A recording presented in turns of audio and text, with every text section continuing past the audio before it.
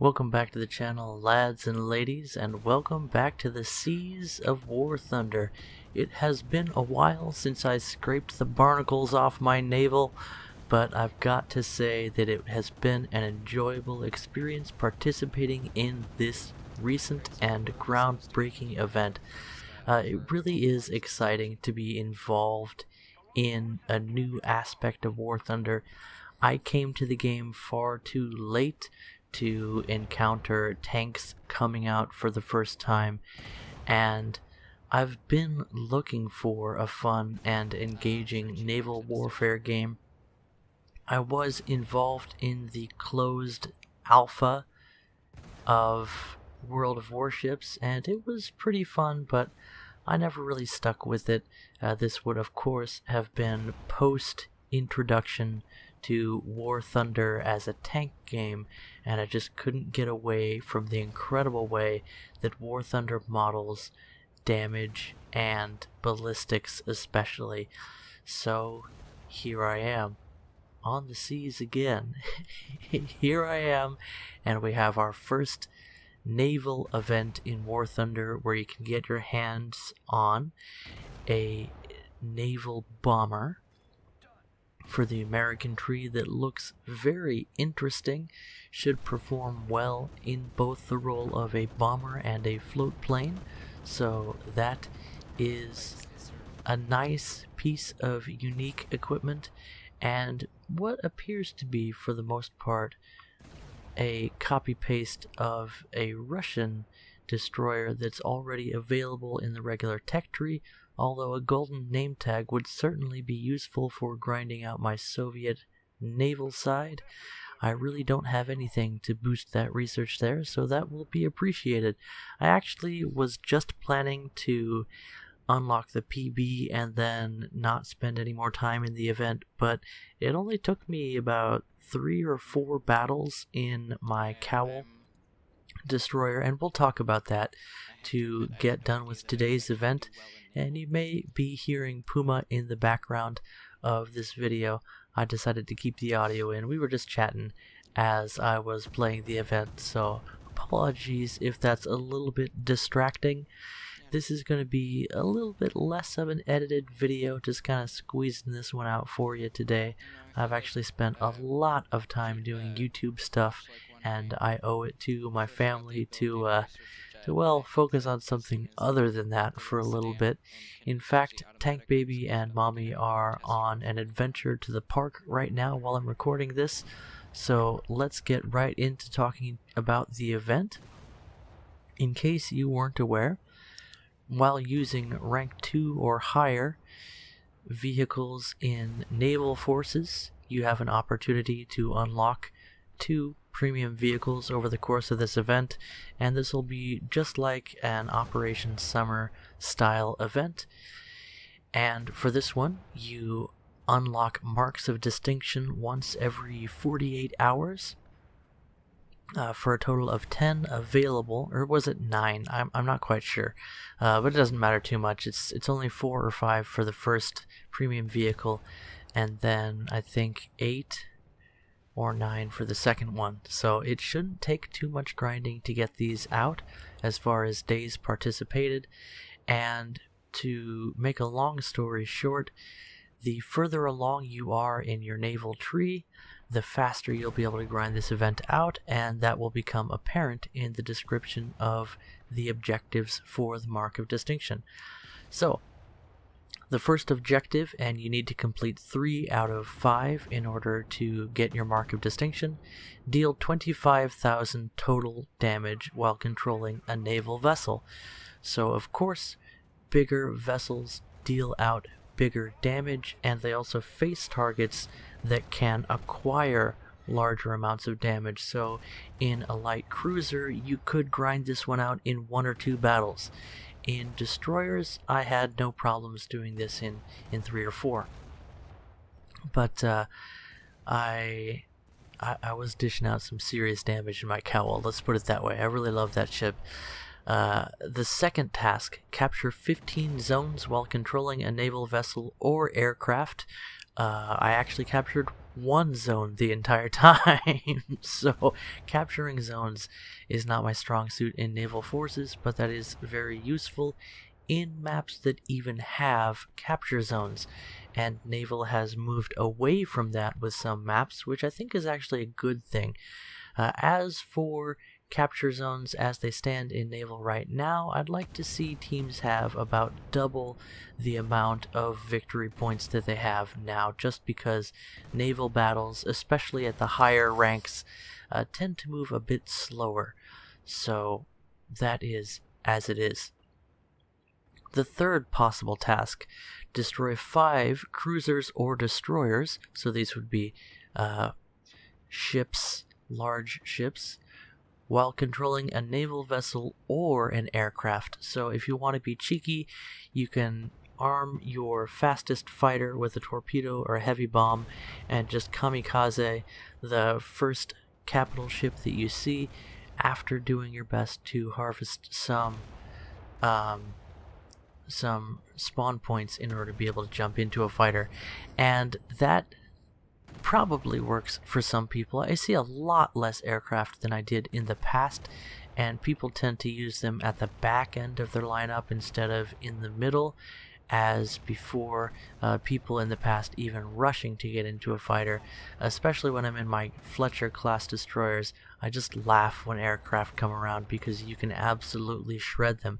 And by the way, I've been having a lot more fun grinding this in arcade, just because you can dish out a lot more damage and get the next couple of things that I'll be talking about even more easily. And there's no bonus for completing these tasks in RB.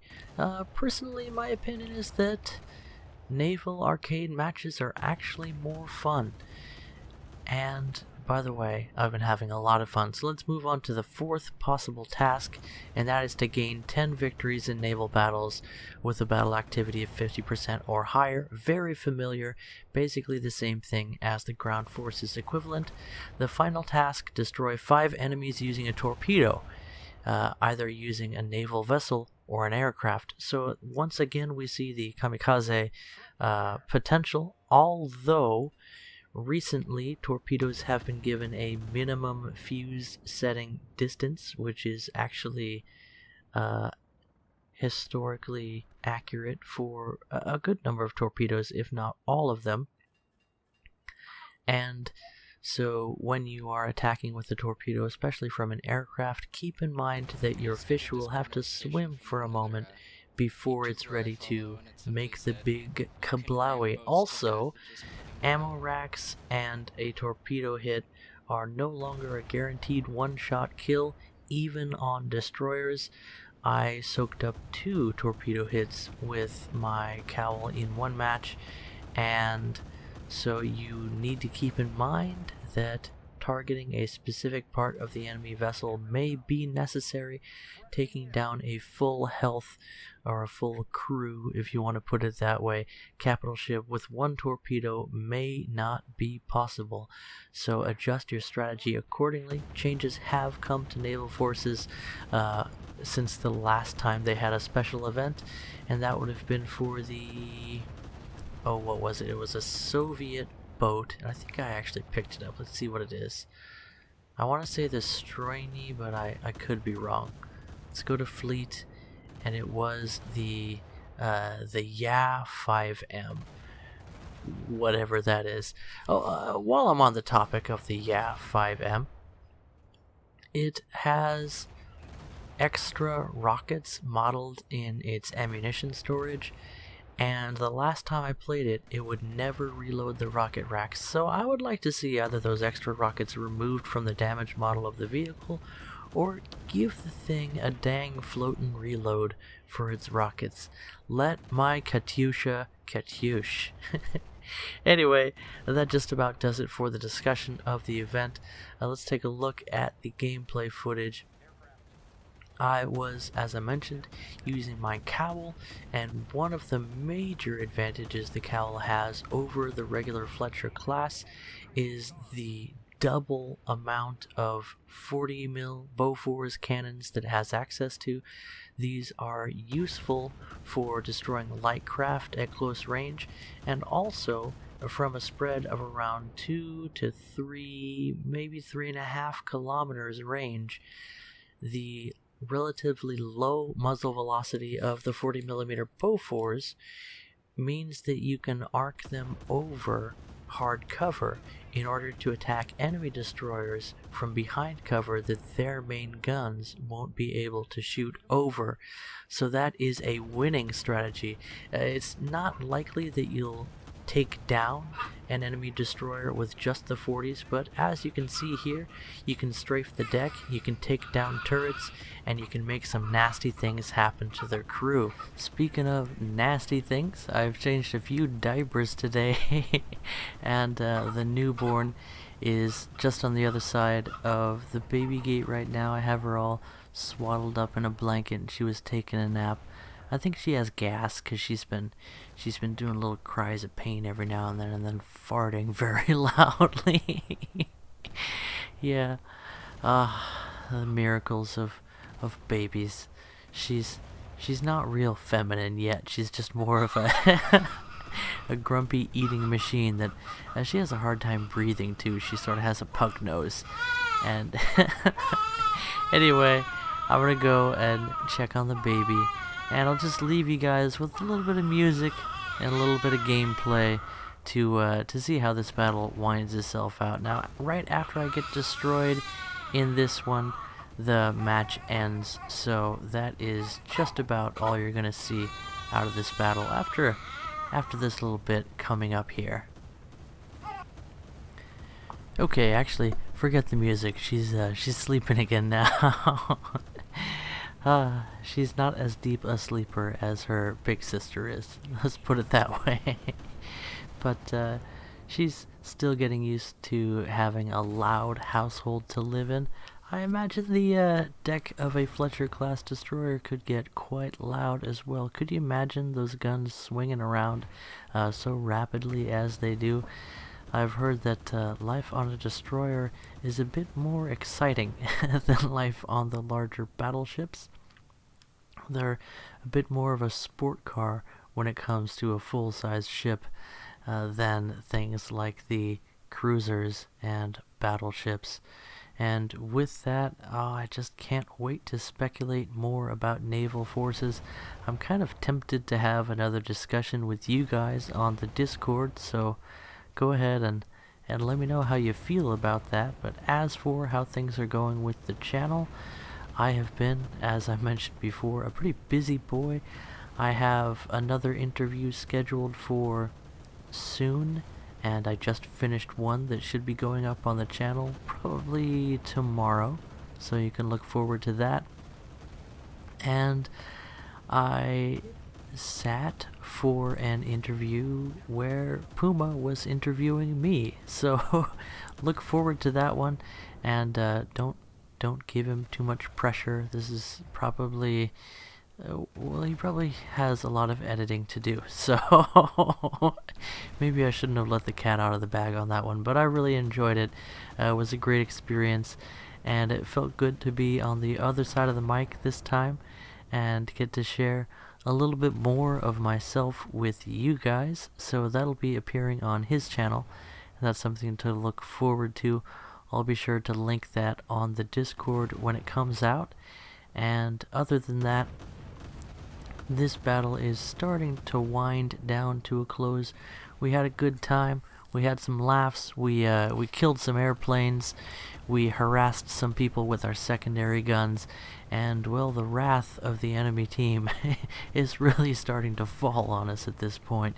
So we're not too much longer for this world leaking oil and on fire.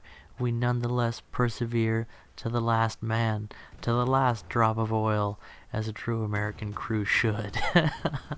So we're trying to be a little bit tricky here with the 40s, since the majority of our main guns were taken down. Get a nice kill, a satisfying kill I should say, with the torpedoes, which gives us another part of our event for the day. In fact, with this battle, we finished today's event, so I don't even have to feel so bad that I'm about to get wrecked by this torpedo. Anyway guys, catch you in the next video. Bye bye.